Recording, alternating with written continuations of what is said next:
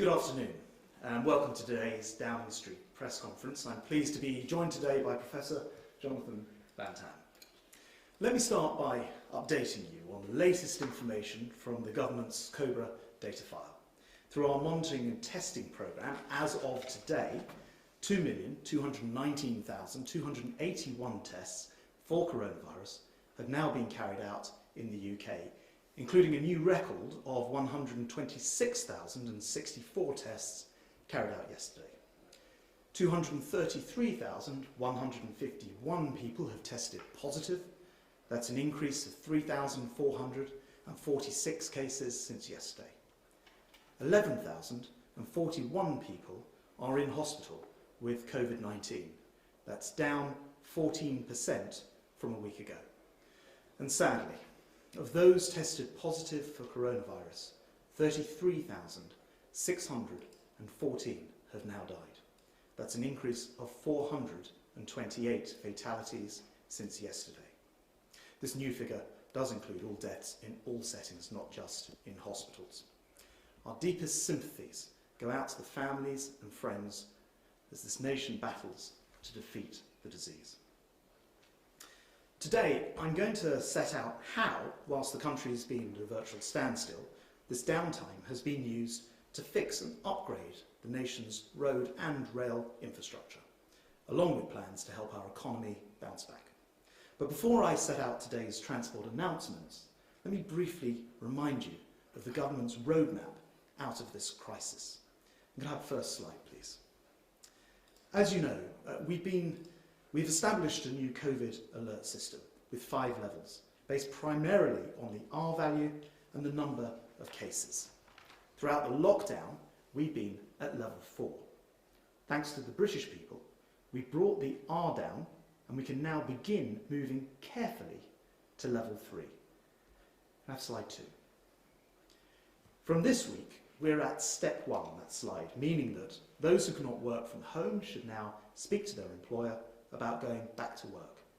You can now spend time outdoors and exercise as much as you like.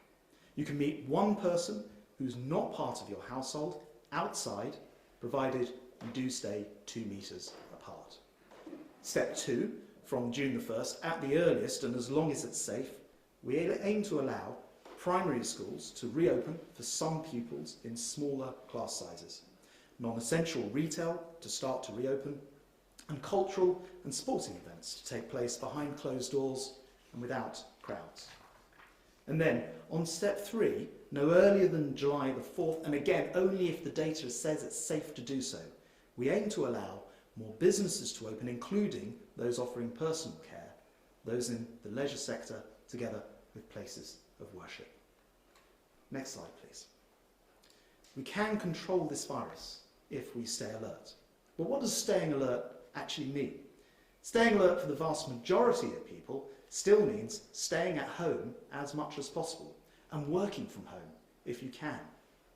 But it also means limiting contact with other people, keeping your distance if you go out, washing your hands regularly, wearing a face covering in enclosed spaces where it's difficult to be socially distanced, for example, on public transport. And if you or anyone in your household has symptoms, you all need to self-isolate. Today, I want to update you on the measures we're taking to speed up our economic recovery while keeping people safe. For 2 months, we've remained locked down, travelling as little as possible, and in doing so, the whole country has protected the NHS and helped reduce the number of COVID infections. But as we begin making tentative steps towards restarting our economy, and people in some sectors who can't work from home are beginning to return to workplaces, it is clear that transport has a critical role to play. Last Saturday, I explained why it's our civic duty to avoid public transport if at all possible, because even when we have 100% of the services up and running, there may only be socially distanced space available for 1 in 10 passengers. Therefore, in order to help reduce crowding, we set out a £2 billion programme to put cycling and walking at the heart of transport with £250 million of that emergency money spending already underway. Over the past week, we followed this up by publishing 3 pieces of detailed guidance. First, for local authorities in England, explaining how they should prepare for significantly increased numbers of both cyclists and pedestrians. Next, for the transport sector, to ensure that they provide safer services for those travelling and safer workplaces for their staff. And third, and most importantly, for passengers. We're asking the public to help ensure that the transport system does not become significantly overwhelmed by returning commuters. The guidance makes it clear that if you can't walk or cycle, but you do have access to a car, please use it, rather than travelling by bus, train or tram, especially where the public transport is liable to be overcrowded. And for those people who absolutely need to use public transport, it also explains how you can best protect yourself and those around you. In the coming weeks, as we carefully and cautiously restart sectors of our economy and people begin to travel once again, they should notice that whilst the country has been in downtime, with the roads and railways quiet, we have been busy, getting on with essential work, fixing the nation's infrastructure so we can recover faster when the time comes. This upgrade programme, the kind of work that at any other time would cause inevitable disruption and service delays whilst costing the taxpayer more, has instead carried out in previously unimaginable circumstances of a largely unused transport network. For example, we've completed 419 separate Network Rail projects over Easter, with a further 1,000 upgrades being carried out throughout the May bank holiday. Meanwhile, Highways England has been busy accelerating maintenance projects on the nation's roads. Last week, for example, we opened the vital A14 upgrade 7 months ahead of schedule.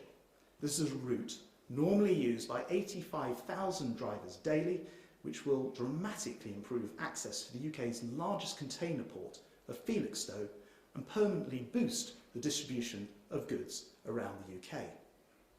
As Northern Powerhouse Minister, I can report that in the North we've delivered £96 million of rail infrastructure improvements during April, and throughout the country we've accelerated maintenance projects on road and rail, whilst always sticking to Public Health England safety guidelines. So that altogether, Highways England has delivered over £200 million of upgrades, and Network Rail has delivered £550 million worth during April alone. I'd like to thank the army of transport and construction workers who've been grafting very hard throughout this lockdown.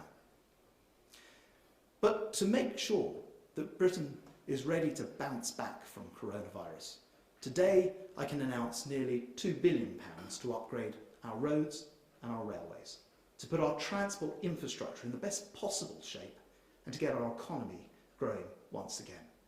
This package includes £1.7 billion for local roads, making journeys smoother and safer for drivers, hauliers, cyclists, motorcyclists, pedestrians and others. By filling millions of dangerous potholes, we can make our roads safer and encourage more people to cycle or even take part in the upcoming e-scooter trials, helping more people play our part in relieving public pressure on public transport. This investment will help fix damage caused by the winter flooding, repair roads and bridges, and fund numerous road improvement schemes.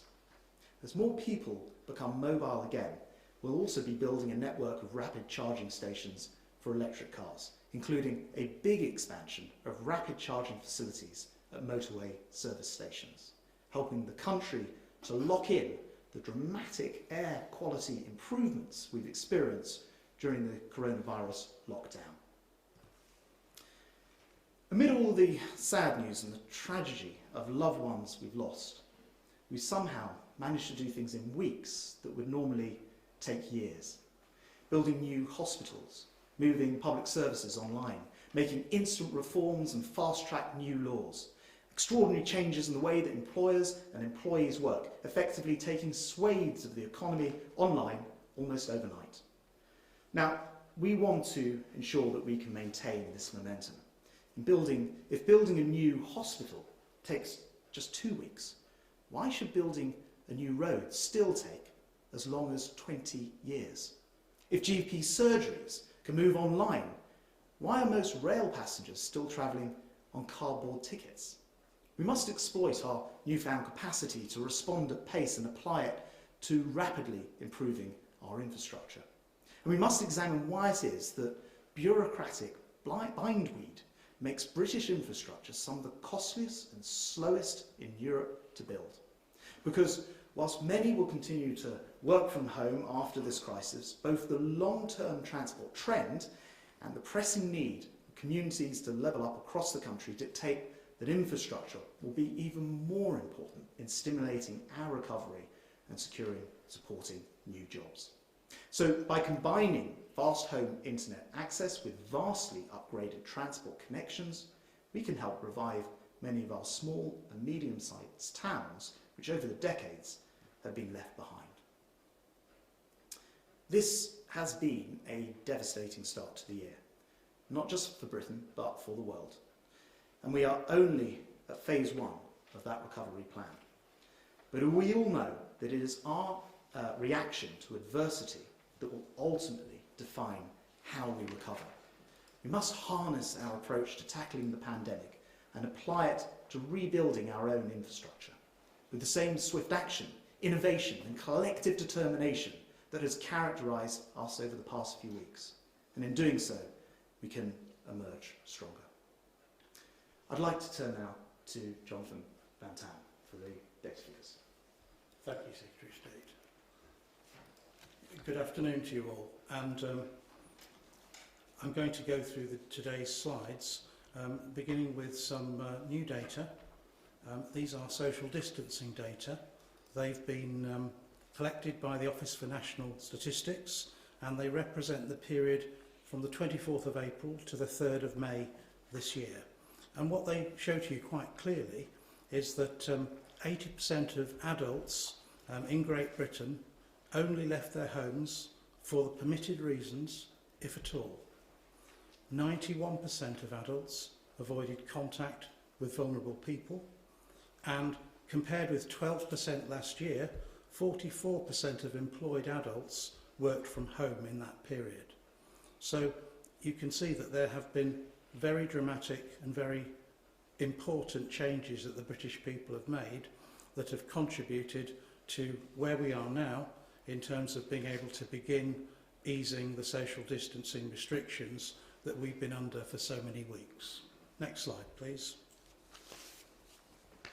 Now this slide shows you in a bit more detail testing and new cases across the UK from the period 6th of April on the left of the graphs through to the 14th of May on the right.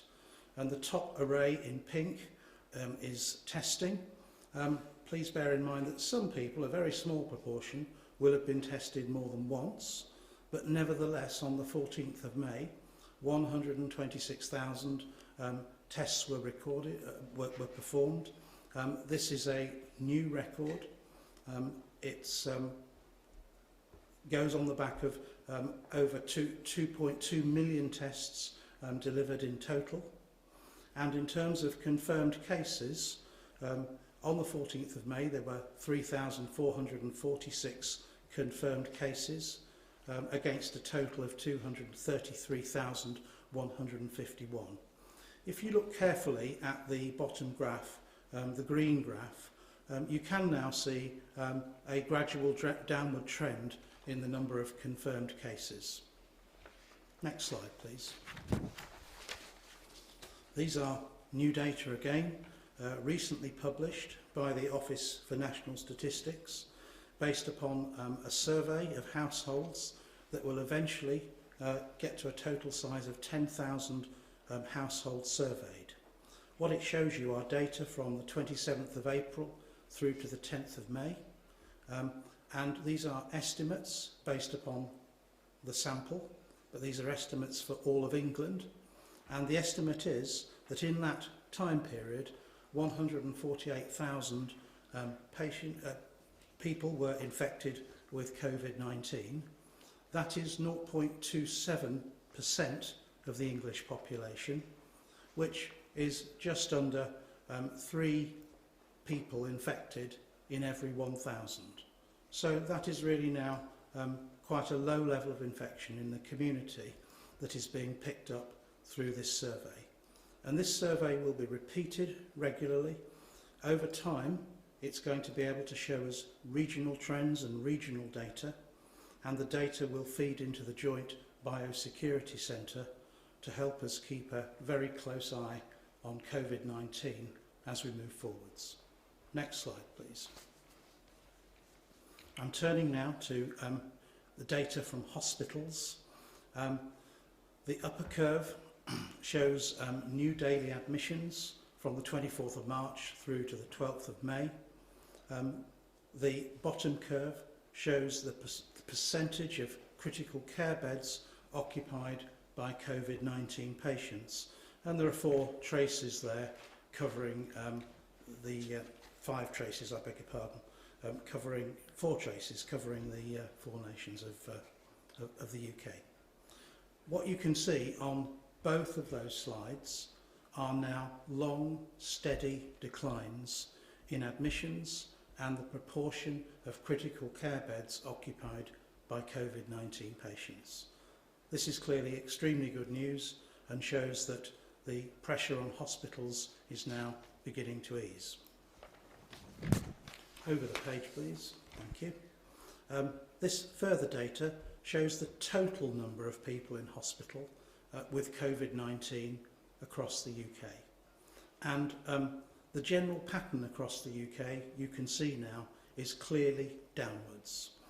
There's been a 14% drop in the total number of people in hospital since last week, and again this is moving in the right direction. Next slide, please. This slide sadly shows deaths due to COVID-19 confirmed with a positive test right across the UK, beginning at the 14th of March on the left of the slide and moving to the 14th of May. And there have been 428 deaths with a confirmed test reported on the 14th of May. But as importantly now, if you look at the slide itself and look at the yellow curve picking out the 7-day rolling average, this decline is now continuing and it is sustained, which again is a very positive sign indeed. Thank you, Secretary. Thank you very much, Jonathan. We turn now to questions first from the members of the public. Helen from Cheshire. My son is due to start the final year of his engineering degree at Durham in October, which cannot be done purely online. He has to start paying rent on his student house in July and take out the student loan of £9,250 in August. If lectures move online, he will be thousands of pounds worse off and will also miss out on the student experience. There was no mention of students or universities in the government's plan to rebuild on Monday. What is the government's plan for students and universities this autumn? Thank you. Well, Helen, thank you very much. We certainly share an interest. I also have a son at university wondering about exactly the same issues, and that of course comes down to what happens with the pace from the charts that the Professor was just showing us of the decline in this disease. And of course, it will be the case that if we can get those numbers down, then all different parts of the economy will start to be able to reopen. I think it's too early to say, but the Education Secretary will be returning to this subject and will be providing us all with further guidance. And like you, Helen, I'm very interested to hear it when it comes. There is something we can all do in the meantime, which is when we say stay alert, ensure that we do have that social distancing in place, particularly as some of the tentative first baby steps in unlock start to happen. So I think it is a wait and see, but we're absolutely aware of the concerns, and we want to make sure that we beat this virus in a way that can allow parts of society, including education, higher and further education, to get going again. Can I turn to Naomi from Farnborough? And this is going to be a written question. Millions of people have had their operations and other hospital procedures postponed indefinitely. Can the government say when elective surgery and other delayed treatments will recommence? Well, yes, Naomi, it's definitely the case that we want the NHS, which, as Jonathan was just demonstrating, has capacity increasingly coming back into it because the number of people in hospital for COVID has been coming down, to be able to take up routine operations, many of which haven't stopped, but some of which I know that the Health Secretary has referred to specifically, and he'll be saying more about that soon. I don't know, Jonathan, is there anything that you wanted to add from a medical point of view? Only really to say that we absolutely understand that the National Health Service is not a COVID treatment service. It has had to focus on that in the last few months, but we're very conscious, everybody in health is conscious of the fact that as soon as is physically and humanly possible, services must be restored to normal. But that takes time, and it has to be done at a paced, measured, safe way.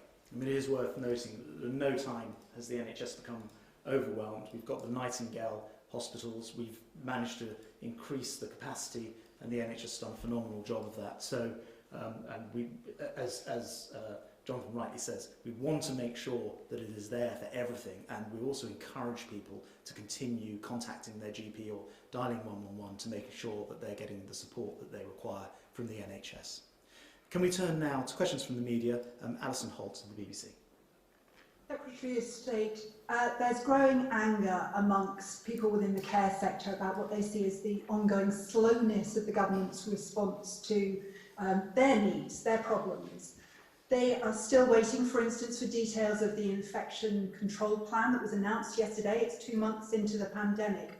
What would you say to reassure them that this is going to change? And also a question from my sports colleagues for Professor Van-Tam. You've been involved in talks with Premier League players. How likely is it to be safe enough to return to competitive football by June the 12th? Alison, thank you very much indeed. Look, with care homes, they are actually sort of specialists in infection control. That's something that care homes, I understand, often routinely at the front line of handling, often more so than hospitals. And many of them, all of them, will be knowing exactly what to do. And testament to that is that in the majority, the vast majority of care homes, COVID-19 hasn't been reported at all. However, it certainly is the case, and we've seen these figures from the WHO, who say that in Europe as a whole, over 50% of deaths have taken place in care homes.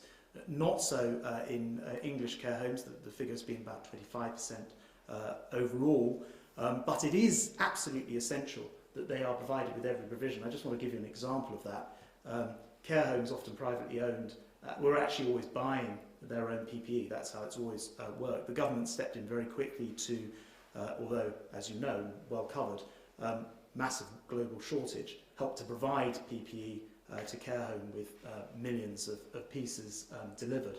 So there's been a sort of big national effort to assist them, and I know that the Health Secretary will be saying more about that soon. But I don't want to sort of underestimate the extraordinary work that's gone in to care homes to make sure that most of them have indeed remained COVID-free in the meantime as well. I'll go to Jonathan, and I'll invite to come back. Thanks. On football. Yes, on football. As you know, the overall approach with easing social distancing has been one that has been tentative, measured, slow and stepwise. And that is exactly the plan that is underway for all of elite sport, not just football, that there will be small, carefully measured, stepwise approaches to seeing what can be achieved safely. The first of those is really to return to safe training, still observing social distancing. And measures are taking place, plans are taking place at quite some depth to be ready to do that. And that will be a stepwise thing. We will have to see how that goes before it is time to move on or even think about moving on to the return of competitive football matches, as you have outlined in your question. So I think, you know, we have to be slow, we have to be measured. Alison, I'm just going to give you the opportunity to come back on either of those. Yes, if I could, one more question on care homes and the care sector. In Scotland, care home residents that have tested COVID positive will now have to have 2 negative tests before they can return to that care home. Is that something that's going to be introduced in England? It's probably more a question for the medical experts and Public Health England than me. I did just want to mention, in regard to testing though, that it's important to know that everybody in a care home, that doesn't matter whether that is a care home worker or a resident, and it doesn't matter whether they are symptomatic or asymptomatic, can now be tested. And there are different routes to testing, one of which is there are now 116, is the latest figure, 116 mobile testing units which can actually physically, as required or if required, go to a care home as well, which is helpful to know. But I think on the sort of detailed, what the medical advice would be, again, I'll turn to the Professor. Yeah, so I'd just say there's an absolutely enormous effort now to increase the amount of daily tests performed in care homes, and testing is part of the discharge process before patients are discharged from NHS facilities to care homes. Jonathan, thank you very much indeed. I'll turn now to Tom Clark at ITV. Tom. Thank you, Secretary of State. My question relates to antibody tests that have been in the headlines today. The Prime Minister described antibody tests as game-changing. Is that still the government's position? And if so, when can we expect to see their game-changing potential actually deployed in this epidemic, and how are you going to prioritise those? Will they go straight to care homes or frontline healthcare care workers first? Thanks, Tom. Look, I think first of all, I'll hand over to Jonathan for the medical side of this, but I think it's very exciting that there's a very, very reliable, possibly even 100% reliable antibody test. That's the test, of course, that shows whether or not you've actually had coronavirus in the past rather than currently, and have therefore developed the antibodies. It's very good news, particularly if it transpires that this makes you immune, at least for a period, from getting coronavirus again. And I think therein is the question mark within your question. I'll come back to you afterwards, but I'm going to ask Professor Jonathan Van-Tam just to address that point. Yeah. So thank you for the question. You're absolutely right. We have been waiting for a really good antibody test to be ready. There are now at least 2 available. One of those has received its CE mark on the 28th of April, the Roche test. It has been validated by Public Health England on the 7th of May, and I anticipate that it will be rapidly rolled out in the days and weeks to come, as soon as it is practical to do so. I also anticipate that the focus will be on the National Health Service and on carers in the first instance. And it has taken time. What we required was a test that was highly specific. And to explain to people what that means, it means that the chances of a false positive are extremely low with this test. And I'm sure you can understand that if we had used a test where it was possible of giving a false positive result, and therefore saying to people, you have antibodies to COVID-19, when in fact you don't, that would have been very undesirable indeed. So absolutely, this is a good test that will stand us in good stead moving forwards. And I think it will be incredibly important as the days, weeks and months go by. Now, there are some science pieces that need to go along with that. And please remember that this is a virus that emerged in December. So the totality of human learning on this virus has been in the last 5 months. That's not long to get to know all the ins and outs of a virus. And one of the things that we've needed to know is, after infection and recovery, whether there is an antibody response, and it's clear that in most cases there is. But you can't just apply this test. You have to wait at least 14 days, preferably 28 days after the infection, in order to be sure to pick up the antibodies if they are there. The next thing to say is, it's going to take us time to understand whether the antibodies, in all cases, protect against infection. And you can't speed up the answer to that. You have to carefully study people who've recovered, people who you know have got antibodies, and follow them and track them and see if they become reinfected. And over time, hopefully, you get the answer that they're not. But that is data that has to be gathered over time. And then finally, if you understand that antibodies do protect you against reinfection from this disease, the final science question is, how long into the future do the antibodies last for? It is not automatic that by any means that these are going to be lifelong. We just don't know. We'll have to take people with antibodies and measure them over time to understand how long the antibodies stay in the body. And that is something that I'm afraid scientists all around the world have to be patient about and have to wait for the answers. Now, those answers may come from other parts of the world.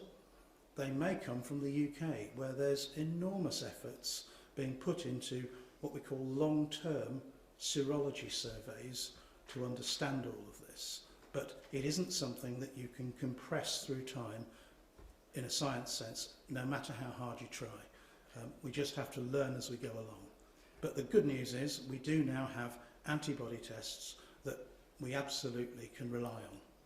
Thank you very much, Jonathan. So Tom, I think to answer your question, if all of those things end up being yes, and it actually provides that kind of immunity, then for sure it would be game-changing, because it would enable us to do things in terms of releasing lockdowns that wouldn't be possible otherwise. I think your second part of your question was about quantity. I don't know the exact answer to that. Hundreds of thousands, if not millions, will be the answer, I'm sure, but it's a very positive development, and we're delighted that it's happened.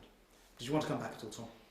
May I be permitted just one follow-up? Yes, just as I understand it, there are other tests, and Professor Van-Tam just alluded to that, not just Roche, I believe Abbott Laboratories have an effective antibody test as well. I'm getting the impression the government is doing a deal with Roche. Is that, are we having an exclusive relationship here, or are we going to try and spread our bets, given the uncertainties that still remain in terms of the science?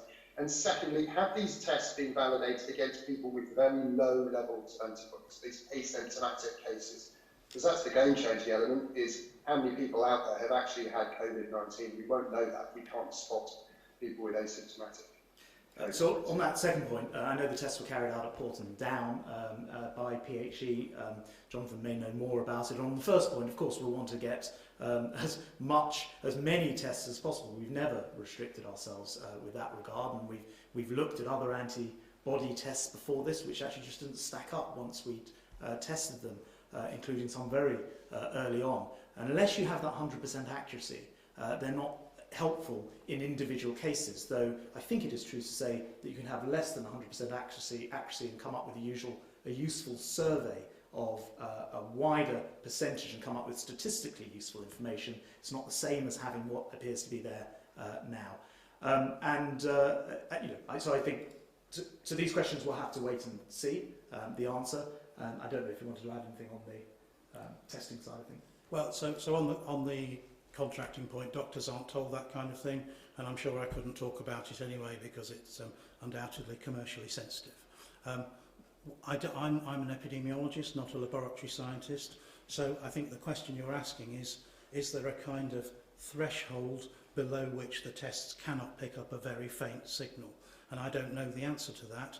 I think the Secretary of State is right. That does not change their value in understanding what is going on in the British population and how many of us have now been exposed to this disease, been infected, even if we may not have known it at the time, and now have antibodies. And that's going to be a critical piece of understanding as we go forwards, because we're going to have to live with this virus for quite some time, certainly until a vaccine comes along.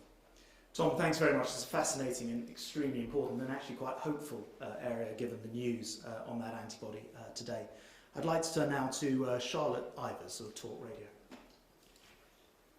Thank you, Secretary of State. NHS England were due to publish some data today on the number of urgent operations cancelled in March 2020. That data release has itself been cancelled, and I'm quoting from the gov.uk website here. It says, these statistics will not be collected and published for the period due to the coronavirus illness and due to the need for capacity, to release capacity across the NHS. So can we be absolutely clear here? Does the government know how many urgent operations were cancelled in March 2020? Thanks very much, Charlotte. Simple answer, I don't know the answer to that. It is the case that in all these situations, we're trying to get data out as much as possible, both as a government. We found that to be a useful process to just put data out there so people can analyse it, but also, of course, people like the Office of National Statistics, who look after the nation's statistics, and the NHS, who have a very big statistics function. I guess from your description, it's the first I've heard of about it, but I guess from your description it is just a prioritisation issue. Actually, with your permission, I'll ask the Health Secretary when I speak to him and make sure we specifically get you an answer to your question, unless Jonathan knows anything off the top of his head. No, I'm afraid I don't know enough about the way that the statistics are delivered within the NHS to answer the question. I'll just give you a chance to come back, Charlotte, in case you've got a follow-up on that. Absolutely. I think, yes, from what's on the gov.uk website, it does seem to be a case of prioritisation, but obviously these are urgent operations, and therefore I'm surprised to see the government hasn't taken it as a priority to assess how many have actually been cancelled. So Charlotte, what I can certainly tell you is I will check in with the Health Secretary immediately after this, and we'll find out what we know about it. It will, as you rightly say, possibly be a question of prioritisation, or, as in other cases during coronavirus, the NHS having to put its resources elsewhere in order to get things going. That said, I'd be surprised if we haven't got a pretty firm knowledge on the number of operations. I do see statistics mentioned mostly by the media on this all the time. Let's find out the answer for you, and you can rebroadcast it. Thank you very much indeed. Thank you for the question. Can I turn to Jim Pickard of the FT? Jim.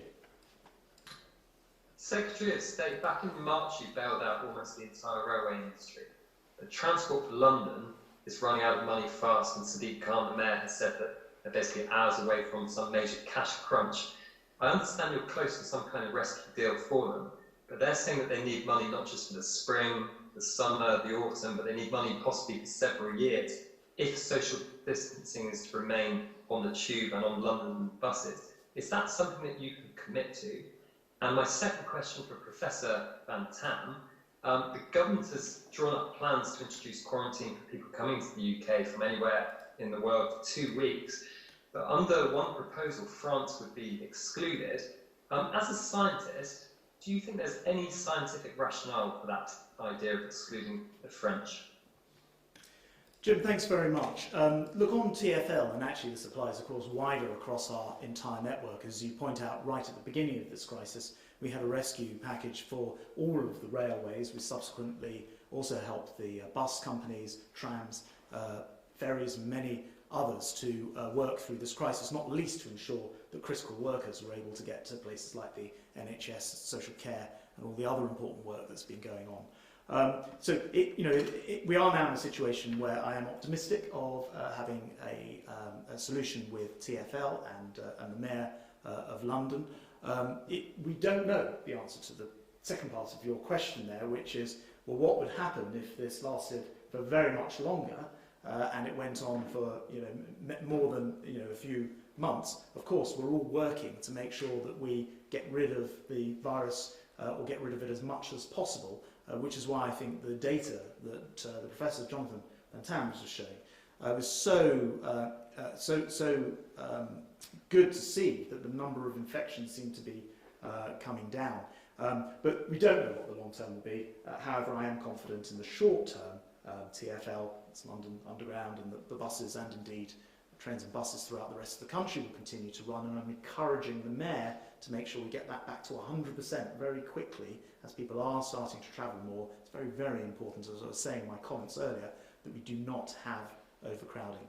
And then I think there's a question on the sort of epidemiology of 14 days isolation. Which yeah. So thank you for the question about quarantine. As I understand it, discussions are still ongoing about what the final shape of measures at the UK borders will look like, and that's not for me to comment while those discussions are still going on. But you asked a question about the science and about quarantine making sense. Given that the incubation period of this illness is up to 14 days, then asking people who cross the UK border to stay at home for 14 days to self-isolate means that they can't develop symptoms or become infectious just before the development of symptoms and be out there at large in our community. So that's scientifically very important. And where quarantine and when quarantine makes most sense scientifically is when the incidence, the level of disease, the level of new cases in the receiving country, in this case the UK, is low, and it makes most sense in terms of travellers coming from areas where the incidence is high. Jim, do you want to come back on either of those points? Just on the TfL point, are you expecting the Mayor to introduce higher fares as part of the TfL rescue package? And do I understand that, Professor Van-Tam, that you're saying that because we have a higher infection rate than France, then that's not really a problem? In which case, why wouldn't we apply the same rule to other countries with a lower infection rate? On the first point, I can actually comment on the second one if you like as well. On higher fares, look, it's very important, I think, in providing a rescue package for TfL that the London Mayor can work with, that we don't end up in a situation where people from outside the capital are unfairly carrying the burden. And by which I mean, sadly, I have to stand up and do them each year, fares do end up having to rise with inflation, otherwise everyone knows there's less money going into the system. And if you have consistent fare freezes, it means that more money isn't going into the system, and you can't then have an unfair settlement where other British taxpayers are effectively bailing out the system, albeit that the system in this case is in trouble because clearly of coronavirus. So there is the right balance to be made to answer your question head on.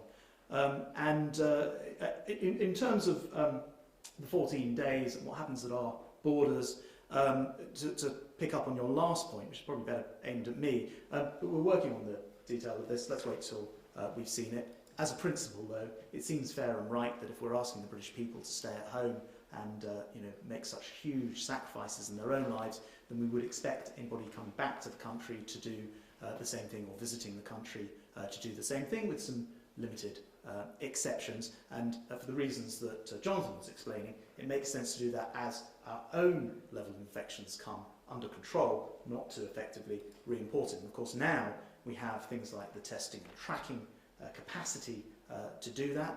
It's worth mentioning actually that in terms of the testing and tracking app, I know that the Health Secretary will say more about it shortly, but there are now over half the residents of the Isle of Wight where this is being tested out who have downloaded the tracking app for the first time, or in total rather. The actual number is 72,300, which means that over half of Isle of Wight have downloaded that. And one of the things we'll be asking people to do at the border when they come in is to download the app and provide us with contact details so that we know where people are. So I think it's a very sensible, proportionate approach to making sure we don't re-import a problem once we've got these numbers under control, particularly now we have that test and tracking capability which wouldn't have existed some time ago. Jim, thank you very much indeed. I'm going to turn to John Stevens of the Daily Mail. John. Thank you, Transport Secretary. You're asking people to use cars instead of public transport. Aside from road upgrades that are likely to take some time, what are you going to do to help motorists now? Could local councils be asked to scrap parking charges or get rid of parking restrictions? Could people get help to buy a car? Thanks, John.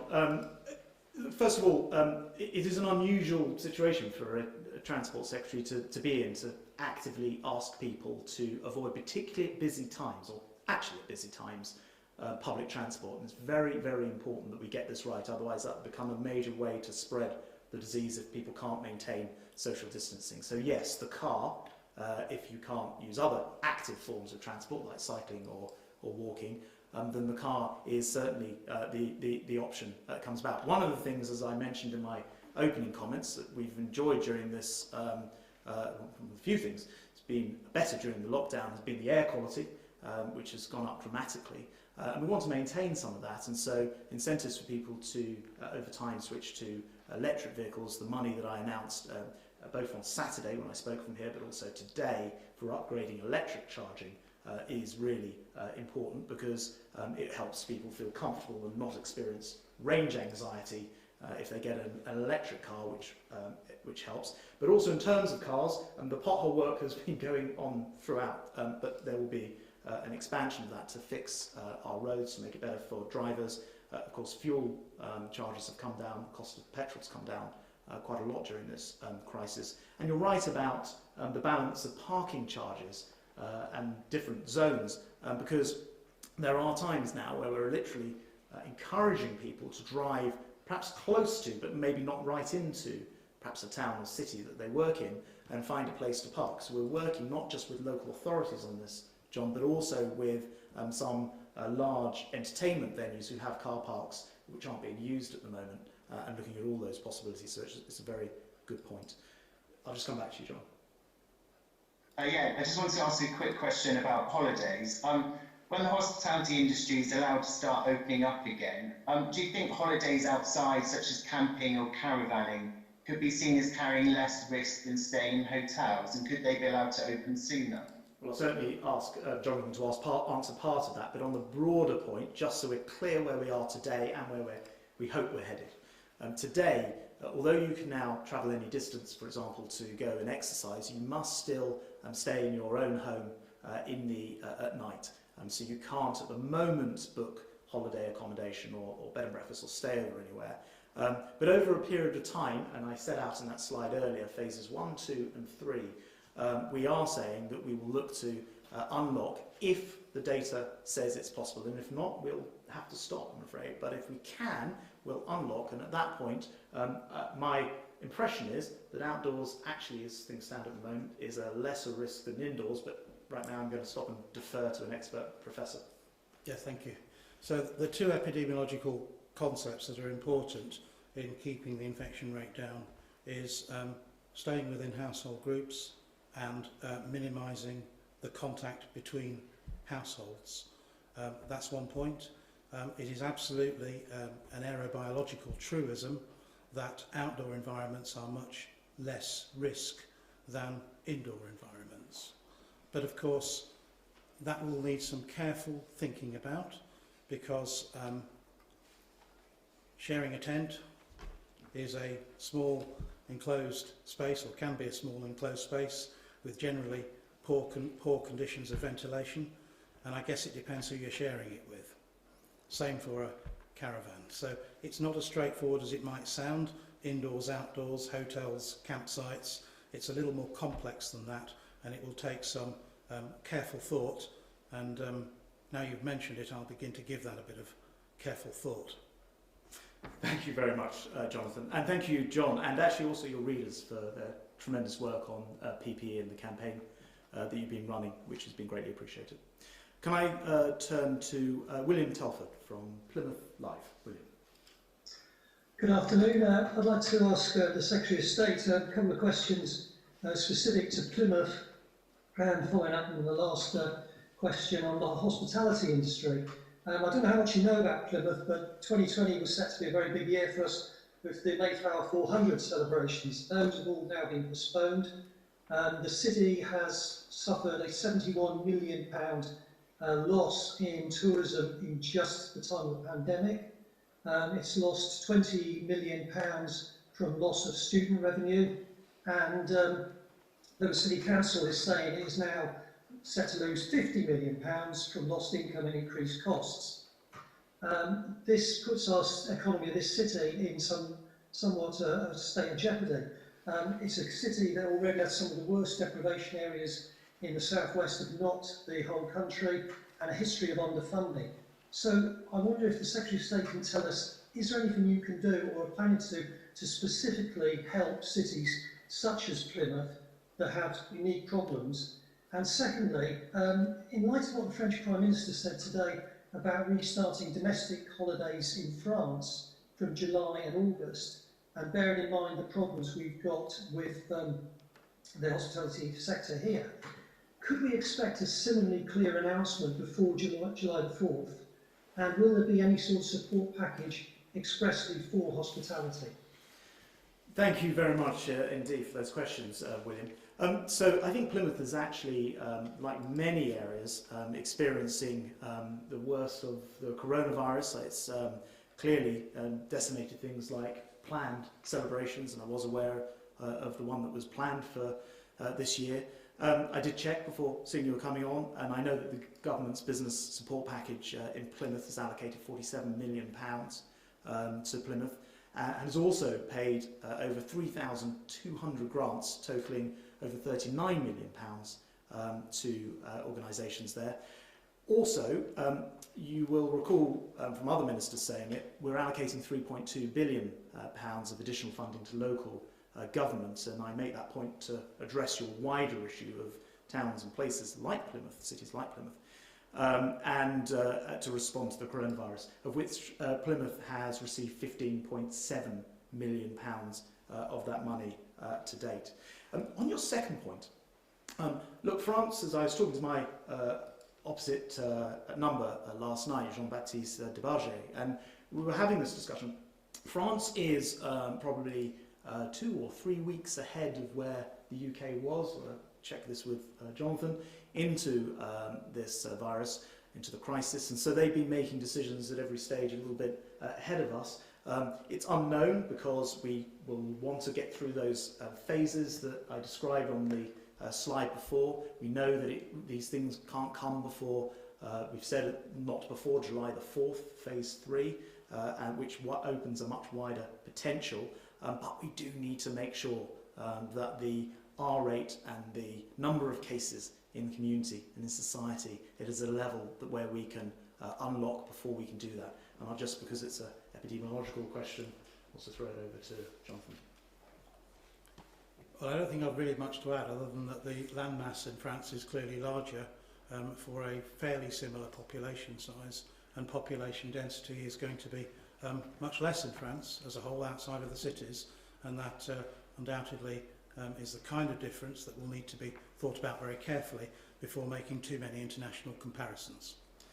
Jonathan, thank you. William, thank you very much indeed. That brings us to the end of our questions. I was just going to wrap up by saying it is clearly important, if we want to, as so many of those questions request, to get to the next phases and unlock other parts of the economy, that we all continue to stay alert. And staying alert means remembering to go back to all the things that we were being told about at the beginning, like washing your hands, carrying hand sanitizer, making sure that you stay 2 meters apart, and if anyone, you or anybody else in your household, is ill, please remember to stay isolated and at home for 14 days.